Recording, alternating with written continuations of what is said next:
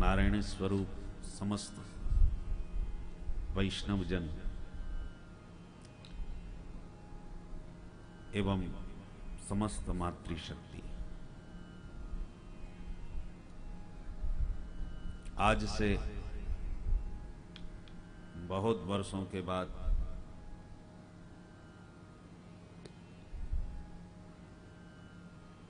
इस विंध्य प्रदेश में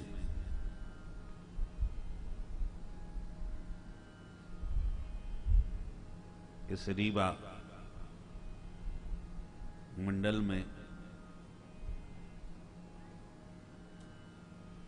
आप सब वैष्णवों के बीच श्रीमद् भागवत की इस अद्भुत रसमयी धारा में हम सबको पुनः अवगाहन करने का सौभाग्य प्राप्त हुआ है। पूज्य महाराज श्री से तीर्थराज प्रयाग के कुंभ में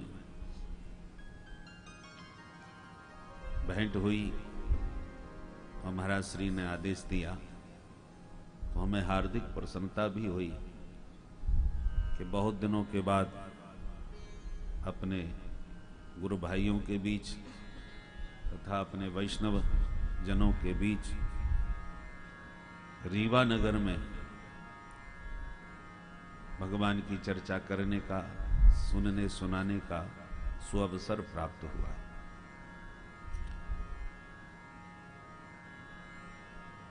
जो इस कथा के मुख्य परीक्षित बन करके आदरणीय पाठक जी विराजमान हैं,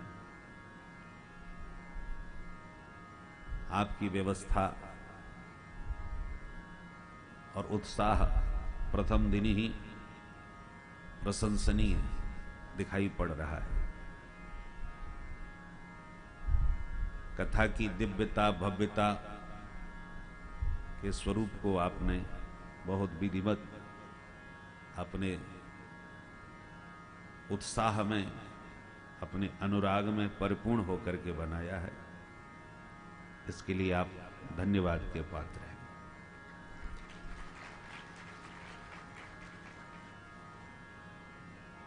ग्रीष्म में प्रवेश हो रहा है, हम लोग अपने नए वर्ष की ओर अभिमुख हो रहे हैं। तो हम सोच रहे थे कि इस भीषण ताप में कैसे कथा हो सकेगी, परंतु श्री पाठक जी की व्यवस्था देख करके यहां बैठकर अब ऐसा नहीं लग रहा कि बहुत ताप हमको संतप्त कर पाएगा। और जब तक चित्त शांत न हो, मन प्रसन्न न हो, तब तक भगवान के चरित्र गाने में और सुनने में पूरी तरह से आनंद नहीं आता। इसलिए पहले हम लोग अपने शरीर की बाहर की परिस्थितियों को अनुकूल बनाएं, तब भीतर के आनंद में गोता ठीक ढंग से लगा सकेंगे। तो आइए हम अपने जीवन के इस अमूल्य क्षण को सार्थक करें प्रभु की चर्चा में। श्री कृष्णाय वयं नमः। हम सब मिलकर के गोविंद के पाद पद्मों में बारंबार प्रणाम करते हैं। भगवान श्री कृष्ण कैसे हैं, पहले स्वरूप बताया, सच्चिदानंद रूपाय, ये स्वरूप है। फिर तटस्थ लक्षण बतलाया, विश्वोत्पत्ति आदि हेतवे। तो पहले स्वरूप लक्षण, फिर तटस्थ लक्षण। स्वरूप लक्षण क्या है कि वो सत घन है, चित घन है, आनंद घन है।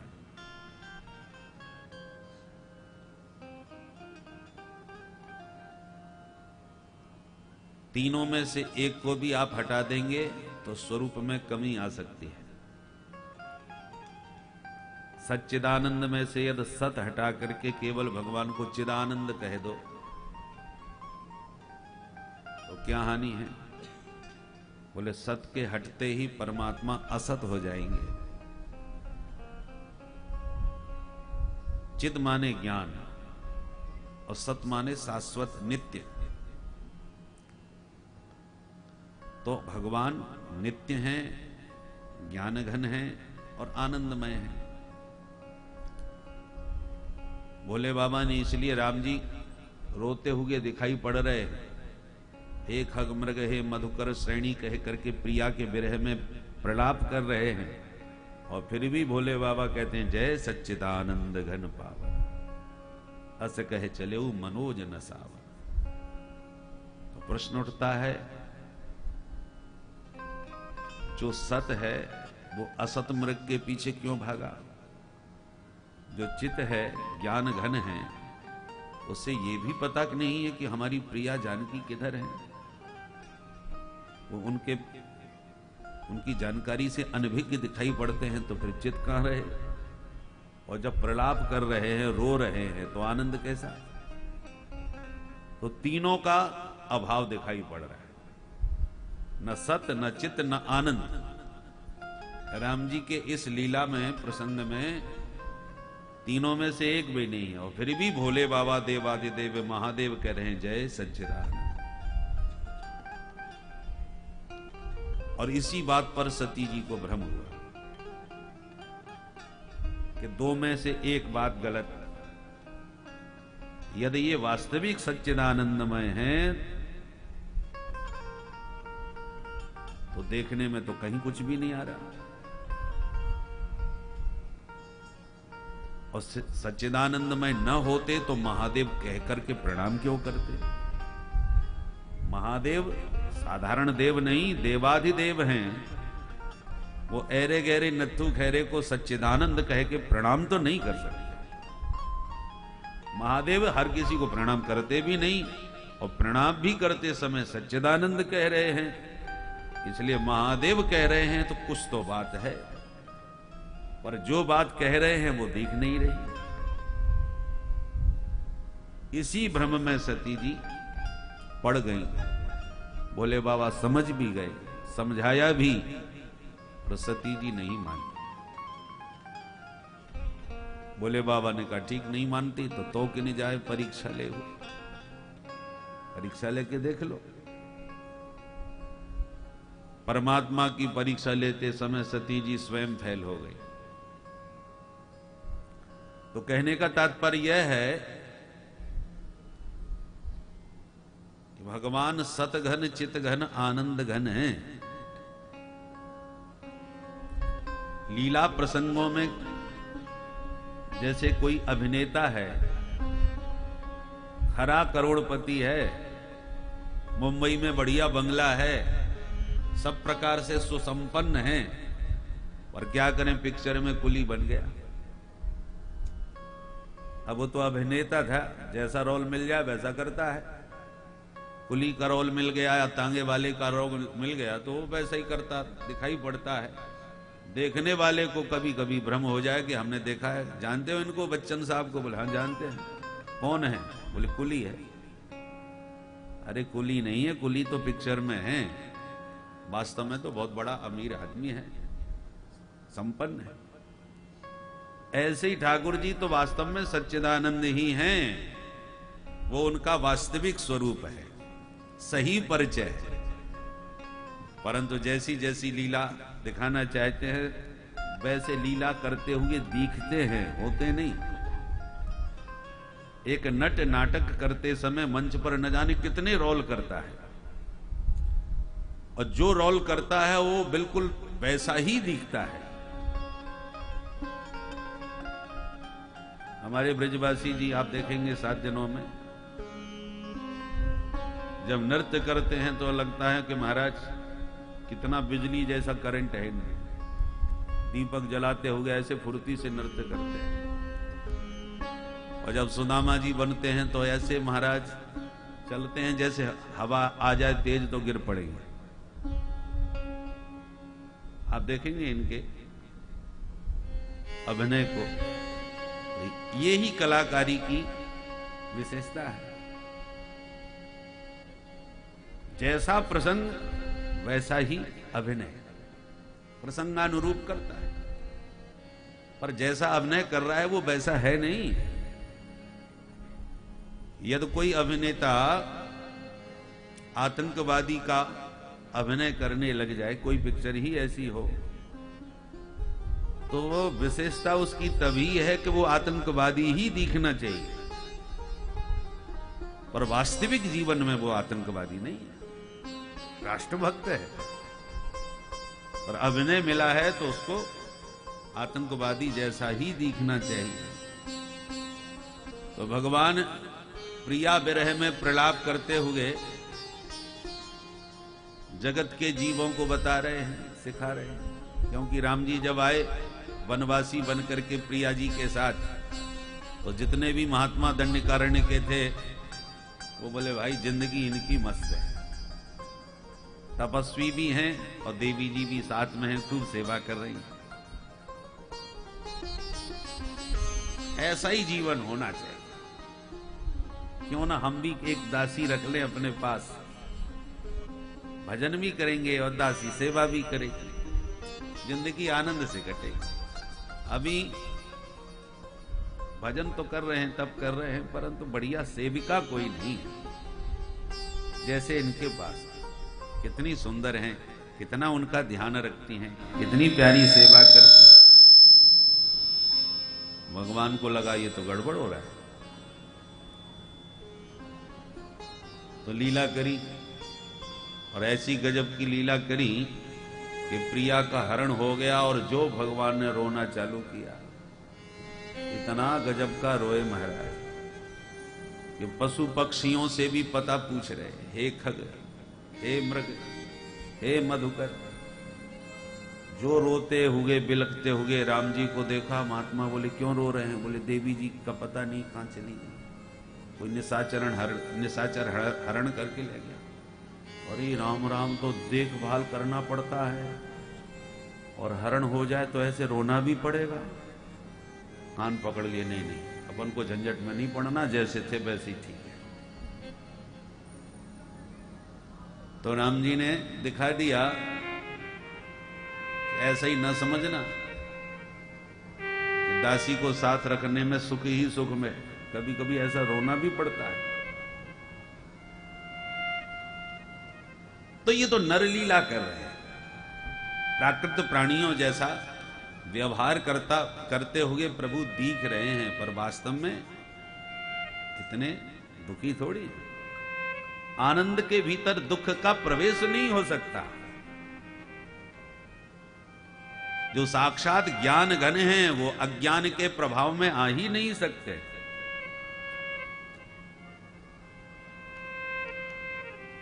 जो शाश्वत हैं, नित्य हैं, अविनाशी हैं, उनमें असत का प्रवेश नहीं हो सकता। सच्चिदानंद रूपाय, भगवान सत स्वरूप हैं, इसलिए सत के हटते ही परमात्मा असत अनित्य हो जाएंगे। इसलिए सच्चिदानंद में सत होना आवश्यक है। अच्छा, तो सत रहने दो, चित्त को हटा दो और केवल भगवान को सदा आनंदमय कहो। सत और आनंद रहने दो, चित्त को गायब कर दो, तो क्या कमी आ जाएगी? बोले चित्त हटते ही परमात्मा, चित्त माने ज्ञान, और चित्त नहीं कहोगे तो भगवान अज्ञानी सिद्ध हो जाएंगे। जो सर्वज्ञ है वो अल्पज्ञ हो जाएगा।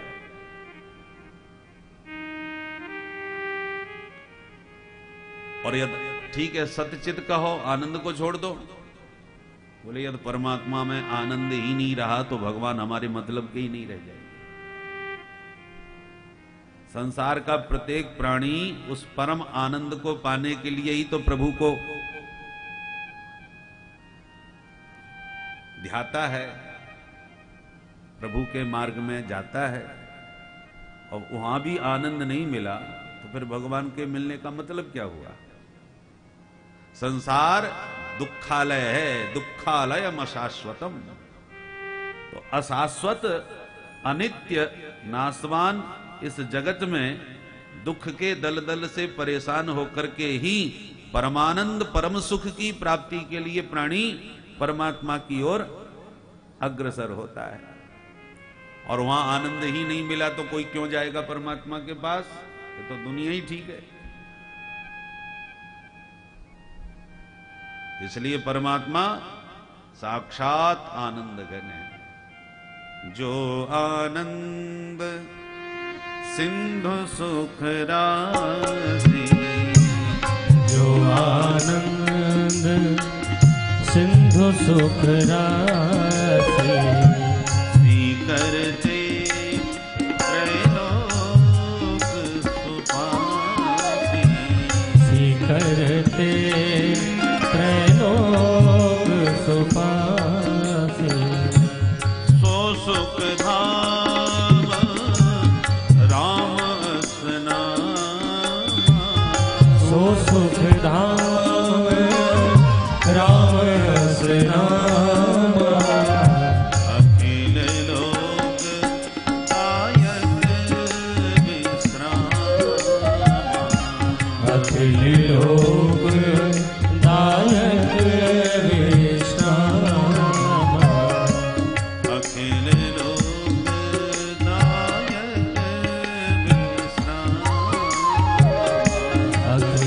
लोक दायक विश्राम।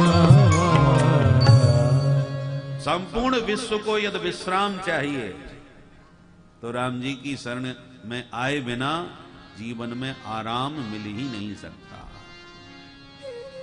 आराम की तलब है तो एक काम कर, आराम की शरण में और राम राम कर।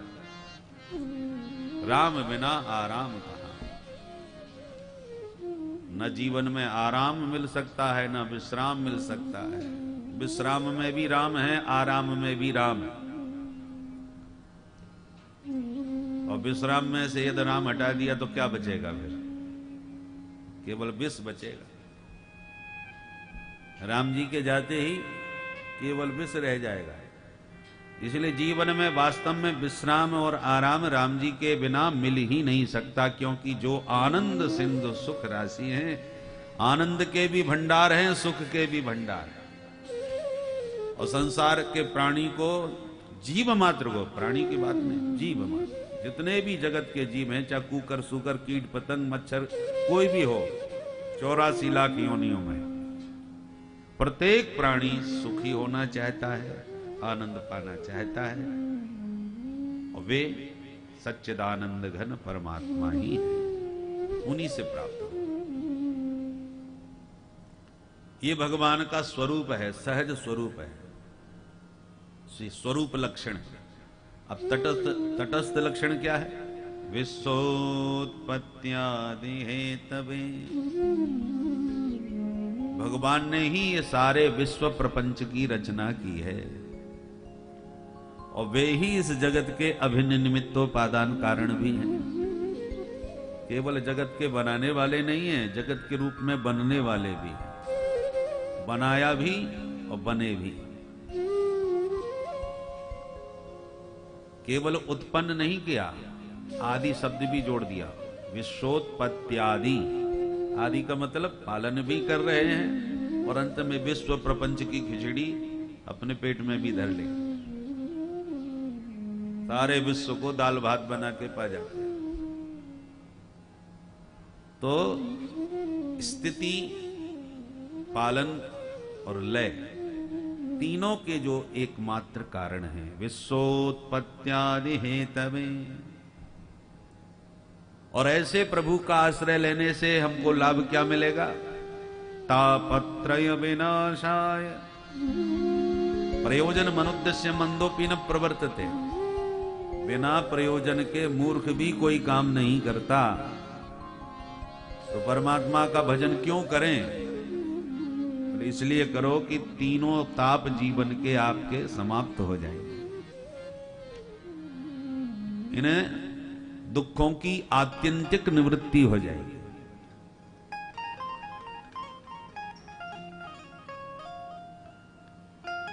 बुखार आया, डॉक्टर ने गोली दी, उतर गया, दूसरे दिन फिर आ गया। तो अभी उसकी पूरी तरह निवृत्ति नहीं हुई। गोली के प्रभाव से उस समय तो उतर गया, पर भी मिटा नहीं,